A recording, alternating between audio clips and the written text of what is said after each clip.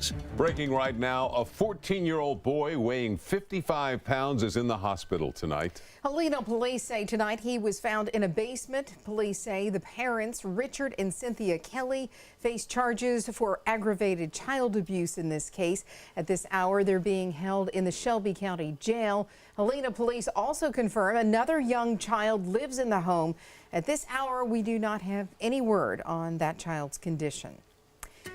Right now, it's a cold night across central Alabama. We're seeing temperatures in the 50s. And as we get closer to the holidays, it's about to get even cooler. Chief Meteorologist James Spann is in the Weather Center. And James, we will probably see some freezing temperatures and maybe some rain by the weekend. A lot of things going on in weather. Of course, the one thing everybody wants and needs is rain. This is a look at our projection for the chance of rain late Friday night and Saturday morning. The main window, 9 o'clock Friday night until 9 o'clock Saturday morning. The better chance of showers along and north of Interstate 59. Unfortunately, rain amount should be under 1/2 inch. That's not really going to dent the drought, so not much help there. Again, the better chance of the rain will be in the green areas here. The cold front comes in Friday night. Rain relatively light, but at least for some, the dust will be settled. Then after the rain, get ready for the coldest air so far this season. These are our predicted lows for this week. Upper 40s Wednesday and Thursday morning,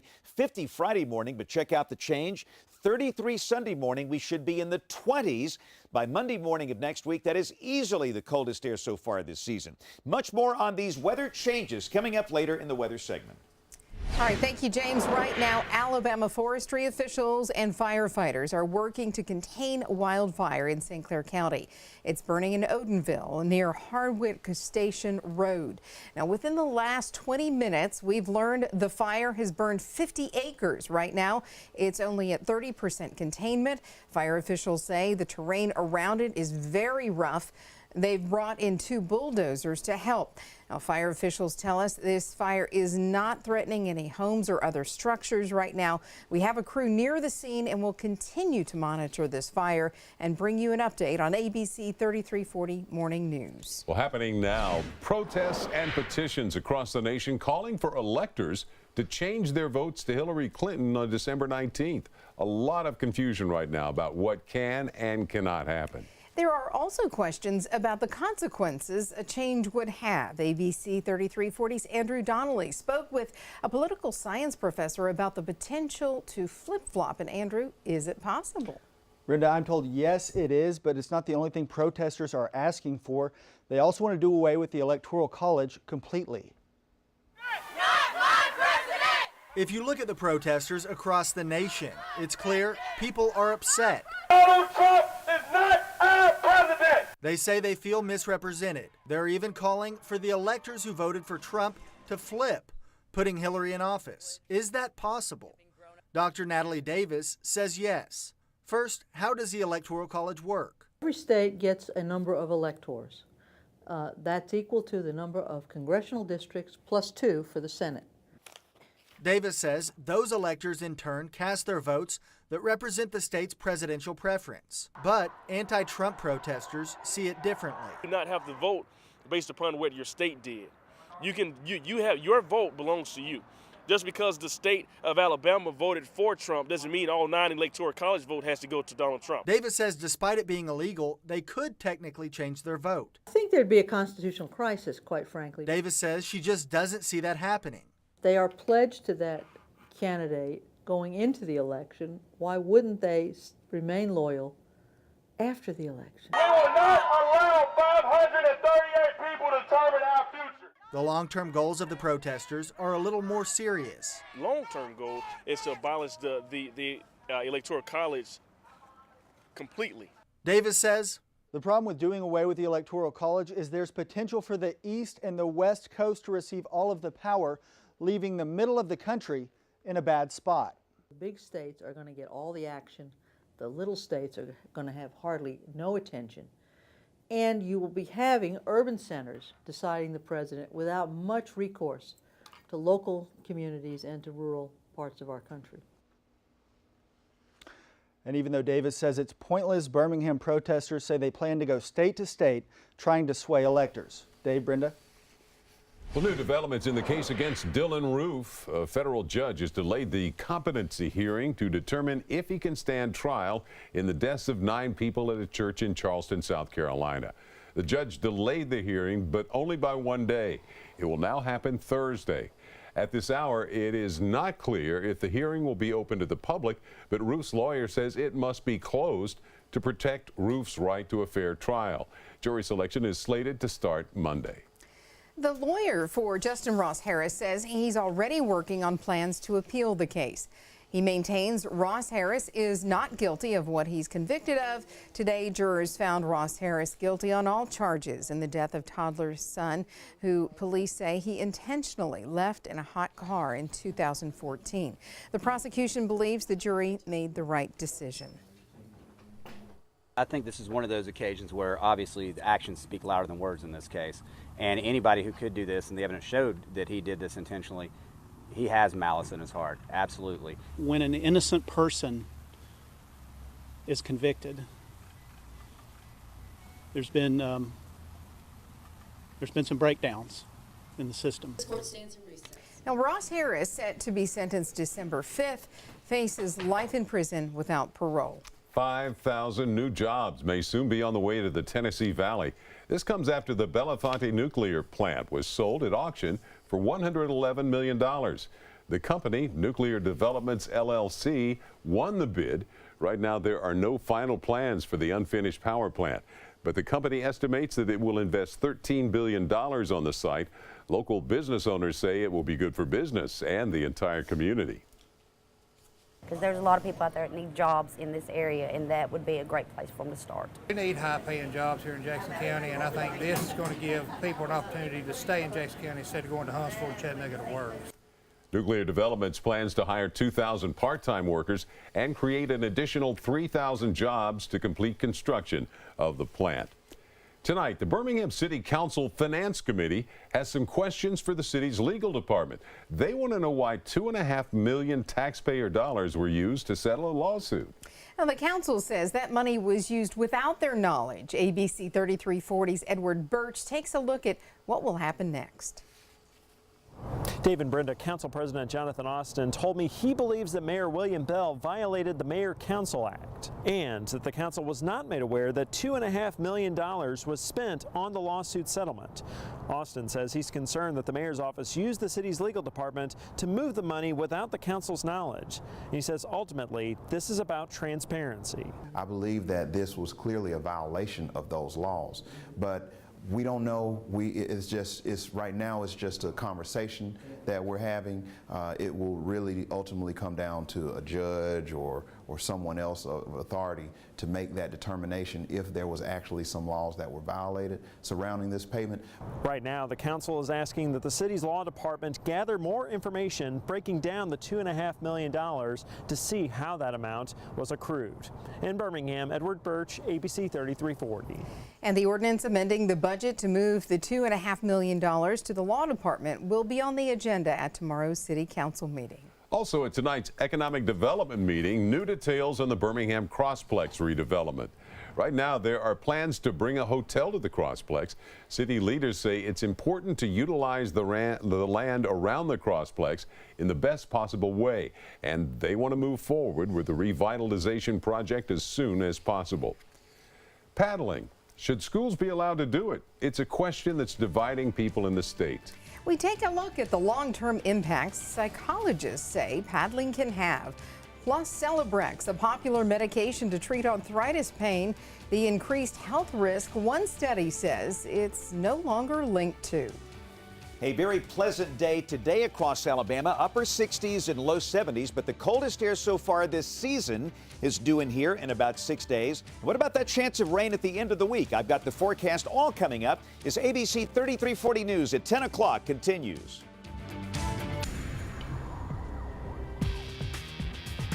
One of the most controversial topics in education is whether or not kids should be paddled in school as a form of discipline. Now, Alabama ranks 3rd in the nation for the most students paddled, just behind Mississippi and Texas. Tonight, ABC 3340 News investigative reporter Brian Pia takes a close look at paddling and the impact it can have on kids. Brian? Well, Brenda and Dave, this is a sound you hear in many schools across Alabama. It's the sound of a paddle hitting a kid's backside because he or she did something wrong. Nearly 19,000 kids were paddled in Alabama schools during the 2013 and 14 school year. That's according to the U.S. Department of Education.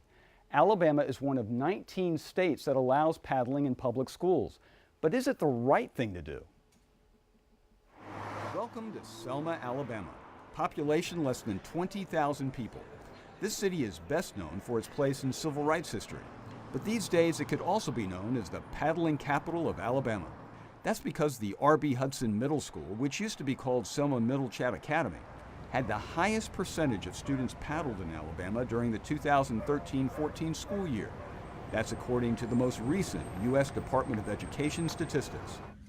Nearly 65% of the 7th and 8th graders at this school were spanked with a paddle for disciplinary reasons. That's a higher percentage than any other school in Alabama. Parents of students here didn't want to talk on camera about this hot-button issue, but off camera, they had mixed opinions on school paddling. As for the principal, LaShonda Moore, she didn't return our repeated phone calls. Here on the streets of Selma, opinions about school paddling vary. Harry Salisbury has 2 kids. He's engaged to Betty Thompson, who has 4 kids. They are a house divided because they have opposing views on school paddling. Sometimes it takes that to get their attention. And they know they're going to get paddled, then they would be in line, or they know they're going to get paddled, they'll be distant to that. They won't do the wrong thing. When my kids in school, I sent a note to school saying no spanking, because I did the spanking at home. Recent national research on corporal punishment in schools uncovered some interesting facts. In Alabama and Mississippi, African American children are more likely to be paddled than white children in over half of school districts. That's according to a study released last month by the Society for Research in Child Development. The author of the study says that doesn't mean there's discrimination, but it does mean paddling is more prevalent in predominantly African American schools. Meantime, more than 30 organizations oppose corporal punishment in schools, including the American Psychological Association. The association wrote in 2012 that many studies have shown that spanking, hitting, and other means of causing pain can lead to increased aggression, antisocial behavior, physical injury, and mental health problems for children. But on average, it is not the most effective way to curb behavior. School administrators, school systems, and parents have to realize that the margin for error and the opportunity to do this wrong, and when I say do it wrong, meaning it's not effective, and the opportunity potentially to harm a child, both psychologically and physically, is very high. Now, the U.S. Supreme Court upheld the right of public schools to administer corporal punishment nearly 40 years ago. A little over 20 years ago, Alabama law allowed for paddling. The state law directs local school boards to adopt their own codes of conduct and procedures. But Alabama law prohibits excessive force and cruel and unusual punishment. Brenda and Dave? So, Brian, Alabama has a new state school superintendent. What's his take on it? Well, Michael Sentence is the new superintendent. He came here from Massachusetts. Massachusetts doesn't allow paddling in schools.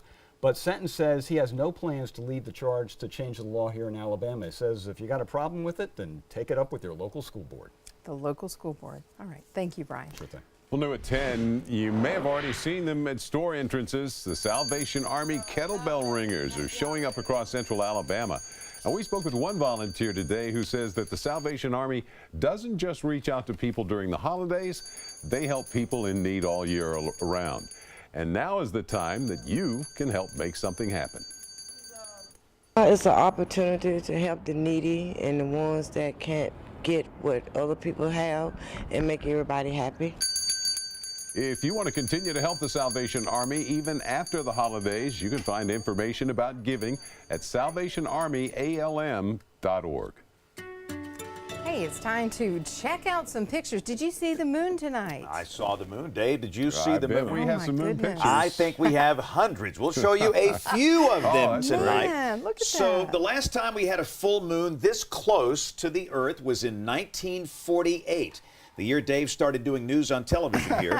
But no, these shots are just amazing. That's Gatlinburg, Tennessee. Is that awesome or what? Yeah. Really nice shot this evening. But thanks to all for taking the time to send these in. That is over Coleman Coliseum on the campus of the University of Alabama, Pensacola Beach. Yeah. Wow, that is just So an pretty. awesome shot. And understand, taking pictures of the moon is hard. Yeah. You go out there with your camera phone and it's just not working, but these are just fantastic shots. So again, thanks to all for taking the time to send these in. A marvelous scene up in the southern sky on this clear night. Let's check the radar. We have nothing in progress across Alabama now. You can see that we actually have a few small showers up in the northwest part of Tennessee, and there is a chance we might see a small shower in our state tomorrow, but the chance of rain tomorrow is so small that's not going to be the big deal. The big issue comes later in the week. This is the upper airflow across the country. We'll stop at Thursday. That's an upper high. That means Thursday will be the warmest day of the week for us. Some of you might see 80 on Thursday, but this is a cold trough back in the western states. Big snows are likely out here for the Rockies, and watch how this gradually moves to the east. And by Saturday, the trough is over the eastern states. That's going to pull down the coldest air so far this season ahead of a cold front that's due in here Friday night, early Saturday morning. Now, tomorrow, could there be a shower? Yes, but the chance of any one spot getting wet, only about 1 in 10 with a weak wave. That's not the big deal. The big deal comes up later in the week when the cold front comes through. In terms of the timing, we think the main chance of rain will be starting about 9 o'clock Friday night. And again, you can see the amount should be relatively light. Most locations under 1/2 inch. This will not dent the drought, but it could settle the dust in spots. Again, the window for rain, 9 o'clock Friday to 9 o'clock Saturday morning. The better chance of showers along and north of I-59. That's Tuscaloosa, Birmingham, Gadsden. Amounts under 1/2 inch. Our forecast for tonight, the sky mostly fair, the low at 44. For tomorrow, a mix of sun and clouds, and again, a small chance of a shower. Most of you dry, the high 71, wind out of the southwest at 4 to 8. Up on the 7-day, again, note how we warm up on Thursday. I've got 79. Some spots will likely see 80, a very warm November day. There's the chance of showers Friday night and Saturday morning. Nothing especially heavy, but at least a chance of rain. Notice how the numbers drop off. The high Saturday dropping to 61. Sunday's high 54. North of Birmingham, some spots will likely stay in the 40s all day. For Sunday morning, we'll be close to freezing, and Monday morning, we go into the 20s, and that will likely wrap up the growing season of 2016 for most of you. Catch my forecast tomorrow morning with the Rick and Bubba Show on Birmingham's 104.7 WZZK. What we need, it's a 3-day steady soaking rain. Right. That's not going to happen. We're going to have a cold front where it rains a little bit Friday night, but again, it's a start. You've got to start somewhere. Yeah, hopefully a pattern change, right? Yeah. I was going to say, he went Is the this whole the- weathercast without saying pattern flip. What's happening with the pattern flip? It's going to help the cold front come through, and it's going to drive down the cold air. And it should mean more active weather for the latter part of November into December. And active weather is what we need. Okay, thank you, James. All right. Well, 2 million people take the arthritis pain medication Celebrex. Now, it's no longer linked to an increase in one major health risk. How safe one study says it is. Next on ABC 3340 News at 10. If you take Celebrex to treat arthritis, good news, it's not as risky for heart patients as suspected. A 10-year study found the drug or its generic version does not increase heart risks. Now, most medical researchers, even the study's lead investigator, thought that Celebrex would be riskier than either ibuprofen or naproxen. Instead, they found it was at least no worse and possibly safer than the alternatives. And right now, let's check in with Jeff Spiegel in sports. And coming up, Alabama has a lunchtime game with Dayton tomorrow, and it's a full plate. We have Auburn and UAB highlights straight ahead. And what's the point in talking about the Tide's next opponent, Chattanooga, when we can chat about the playoff? Joe Whalen has the Tide Media Day report up next.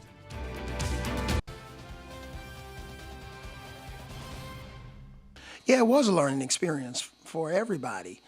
Just showed that the level of intensity wasn't good enough. Our execution was poor. Avery Johnson talking about the 80-48 whooping they got at Dayton last year. Tomorrow at 12:15, they get another shot at the Flyers at Coleman Coliseum. They're hosting them as part of the ESPN Tip-Off Marathon. More basketball in a minute, but first, let's talk about that Alabama-Chattanooga game. Or let's not. I'd rather hear what Nick Saban has to say about the playoff rankings, especially after what happened Saturday. Here's Joe Whalen. When you win and you control your own destiny. Monday morning, Nick Saban addressed the wild weekend that was in college football. We have all these teams that lost one game now. Somebody has to decide who gets to do what. If you take care of your business and do things the way you need to do it, then maybe you can control your own destiny by how you play. It's definitely a reminder for, just kind of learn from everybody else's lessons, and you can't take it advantage of a situation, and you have to bring it each week. Saturday's chaos has opened up the possibility for a team that doesn't win its conference championship to play for and ultimately win a national championship. That's certainly not unprecedented in college football, but there are many who feel that a conference title should trump any other factor on a team's playoff resume. Nick Saban isn't one of them. A team could play really, really well for an entire season, and are we basing the playoff on the whole body of work that a team does throughout the year in terms of all the teams that they beat, the quality opponents they played against, or is it just about one game? I do feel, especially in the SEC, is very difficult. Especially SEC West is very difficult. East too now. It's like getting very competitive now. So, yeah, every game is tough. Every game is a playoff game. That's what Saban says. Every game counts. Though with the distance between the Tide and the rest of the field, you can argue that's no longer the case. In Tuscaloosa, Joe Whalen, ABC 3340 Sports. After the news, go to My 68 for The Zone with Mike, Doug, and Kevin. Alabama making the rest of the league look bad. Shaun White makes a startling revelation. Did he hurt his team by trying to help it? Also, Troy's national ranking has made Bill Clark's job tougher. JSU is the second-ranked team in the FCS. Their win at Murray State meant if they beat UT Martin Saturday, they win the OVC title outright and never have to hit the road again until the championship game in Frisco. And that's what we were yelling in the locker room after the game. We're like, we don't have to get on this bus again. Take care of business next week. So that's another motive behind not just winning the OVC, but not having to take another trip and get to play at home. Sanford opens the basketball season tonight at San Diego. Right now, the Bulldogs lead the Toreros by 18 with under 12 minutes to go. UAB hosting Furman, the Blazers' first game without point guard Nick Norton out with a torn ACL. His replacement, Deion Lavender, only had 2 points, 5 fouls. He did have this steal and dish to Dirk Williams. Williams led him with 15. UAB crashing the boards. Tyler Madison's putback block. William Lee slams it home. Lee had 14. But the story of the night, Furman's three-point shooting. Holy cow. 15 of 24 from long range. They shot 54% overall. Furman wins 84-74. The Blazers' Bartow winning streak ends at 26. Auburn trying to go 2-0. The Tigers hosting Georgia State. Jared Harper, the four-star point guard, looking like a five-star, knocking down a couple of threes in the first half. And in the second half, after contact, it still goes. 19 for Harper. But here's the play of the night off the break. T.J. Dunnins behind the back to Horace Spencer. That's top plays worthy, ESPN. Hope you were watching. Spencer with 12. D'Angelo Purefoy had 19. Auburn wins 83-65. Wow. Those kids were looking good tonight. Yeah. They were. Thank you, Jeff. Right. Well, final check on your forecast when we come back. All right, let's get a last check on that weather. Still looking for rain. Yeah, let's look at the radar. If we're going to look for rain, we're going to watch the radar. There's actually a little light rain showing up now in parts of West Tennessee, around Memphis. Now, we might see a few isolated showers tomorrow. Don't get your hopes up for tomorrow, though. The better chance of rain comes later in the week. There's the 7-day. Again, the window for showers about 9 o'clock Friday night through 9 o'clock Saturday morning. This won't beat down the drought. Rain amount should be under 1/2 inch, but at least in some places, the dust will be settled. And then the big story, the coldest air so far this season. High Sunday dropping in the 50s. I've got 27 by daybreak Monday. So we haven't seen lows in the 20s on a widespread basis for a long time. And again, that's going to end the growing season for 2016, most likely Sunday night, early Monday morning. That's unbelievable. One day 79, the next day 20-something. That's crazy. Weather. It is. Well, that's just about all the time we have for now. Our next news is tomorrow morning at 4:30. Complete update on that St. Clair County wildfire burning right now near Odenville at Hardwick Station Road. We'll see you tomorrow.